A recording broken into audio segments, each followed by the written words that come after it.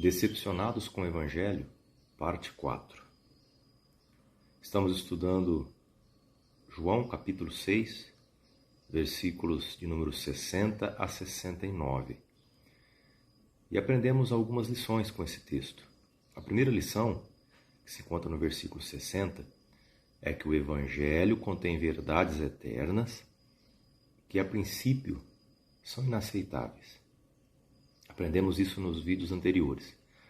Versículo 60 diz: dura é essa palavra, quem pode suportá-la? Aprendemos também uma segunda lição, que o Evangelho contraria bons costumes, contraria sentimentos, crenças, convenções morais e religiosas pré-estabelecidas. Versículo 61.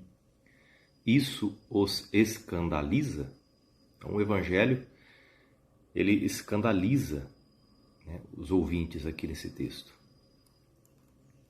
Aprendemos também uma terceira lição, que o Evangelho é revelação de Deus que produz atração.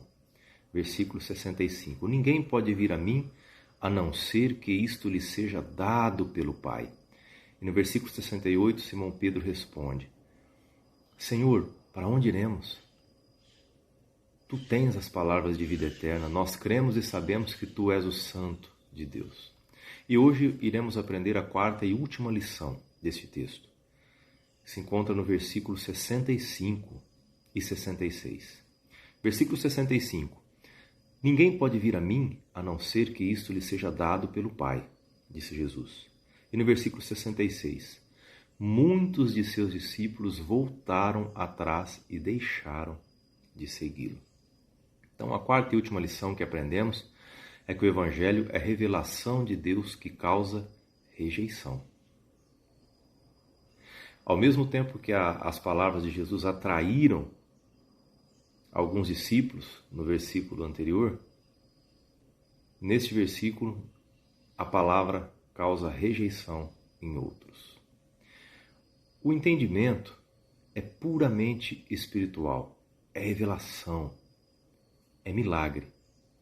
A natureza do pecador sem a revelação de Deus, que é Cristo Jesus, é rejeitá-lo. A capacidade intelectual do ser humano não é capaz de compreender o Evangelho. Formação acadêmica não produz capacidade de compreender o Evangelho. Ter anos de ministério, nascer em uma igreja, nada é capaz de produzir o entendimento espiritual, porque o Evangelho é revelação. É um ato de Deus para um homem. E se é um ato de Deus para um homem, o Evangelho é um milagre. Terminamos de estudar aqui